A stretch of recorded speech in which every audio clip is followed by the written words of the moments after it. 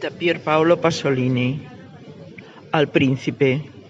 Si regresa el sol, si cae la tarde, si la noche tiene un sabor de noches futuras, si una siesta de lluvia parece regresar de tiempos demasiado amados y jamás poseídos del todo, yo no encuentro felicidad, ni en gozar ni en sufrir por ello. Ya no siento delante de mí toda la vida. Para ser poetas hay que tener mucho tiempo, horas y horas de soledad son el único modo. Para que se forme algo que es fuerza, abandono, vicio, libertad, para dar estilo al caos.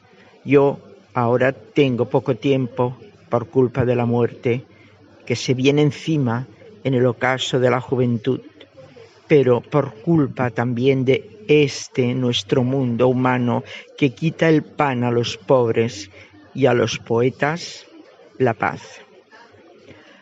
Això està traduït per Delfina Muschietti.